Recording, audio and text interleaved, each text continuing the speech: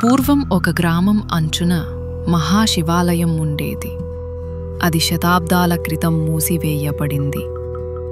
రాత్రిళ్ళు అక్కడి నుండి విచిత్రమైన శబ్దాలు, భయంకర కేకలు వినిపించేవి. ప్రజలు ఆ ఆలయానికి దగ్గరికి కూడా వెళ్ళేవారు కాదు. ఒకరోజు ఒక యువ చరిత్రకారుడు గ్రామానికి వచ్చాడు. అతని చేతిలో పురాతన తాళపత్రాలు ఉన్నాయి. అందులో ఇలా రాసి ఉంది: ఆలయ గర్భగుడిలో ఒక రహస్యం ఉంది. దాన్ని సత్యవంతుడే తెరవగలడు. గ్రామ పెద్దలు హెచ్చరించినా అతను ధైర్యంగా అన్నాడు, నిజం ఏదైనా తెలిసే వరకు వెనక్కి తగ్గను అని. రాత్రి 12 కొట్టగానే చరిత్రకారుడు ఒక దీపం పట్టుకుని ఆలయ తలుపుల దగ్గరికి చేరుకున్నాడు. గాలి గుసగుసలు, గద్దల కేకలు వినిపించాయి. తలుపులు మెల్లగా శబ్దం చేస్తూ తెరుచుకున్నాయి. లోపల విరిగిన శివలింగం, గోడలపై నీడలు, నేలపై రక్తపు మరకలు. అప్పుడే పొగల మధ్య ఒక స్త్రీ ఆత్మ ప్రత్యక్షమైంది. కాళ్లకు ఇనుప గొలుసులు, కళ్ళలో కన్నీళ్లతో ఉంది. ఆత్మ ఇలా అంది: నేను ఈ రాజ్య రాణిని. ద్రోహి మంత్రులు నన్ను హతమార్చారు. నా ఆత్మను ఈ ఆలయంలో బంధించారు. నా సత్యం ఎవ్వరూ వినకపోవడం వల్లనే ఈ ఆలయం శపించబడింది. ఆత్మ చేతి ఊపుతో 3 తలుపులు ప్రత్యక్షమయ్యాయి.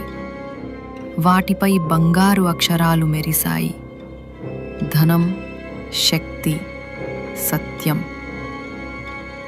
ఆత్మ ఇలా అంది: నీ ఎంపికే నా విముక్తి. తప్పు తలుపు తెరిస్తే నీవు కూడా శాశ్వతంగా ఇక్కడే బంధించబడతావు. ఆ తలుపుల లోపల ఏమున్నాయి అంటే, ధనం తలుపు లోపల బంగారు నాణేల గుట్టలు ఒక్కసారిగా విషసర్పాలుగా మారి శిశిరం చేస్తూ భయంకరంగా ముందుకు కదులుతున్నాయి. శక్తి తలుపు లోపల అగ్నిలో తేలియాడుతున్న కత్తులు, కవచాలు, కఠోరాలు. అవి మంటలతో దగ్ధమై చిచ్చర పిడుగులా చిమ్ముతున్నాయి.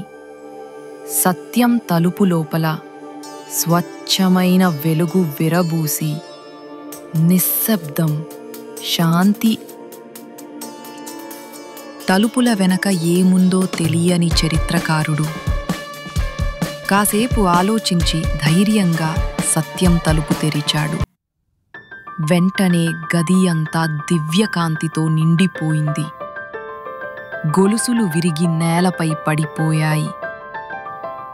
రాణి ఆత్మ ప్రశాంతంగా మారి చిరునవ్వుతో దివ్యకాంతిగా ఆకాశంలో కలిసిపోయింది. ఉదయం గ్రామస్తులు ఆలయానికి చేరుకున్నారు. ముద్రలు విరిగి గంటలు స్వయంగా మ్రోగాయి. ఆలయమంతా ప్రకాశించింది.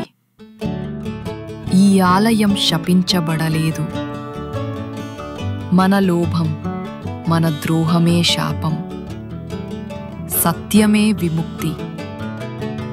ఆ రోజు నుండి ఆలయం మళ్లీ పూజలతో మ్రోగింది.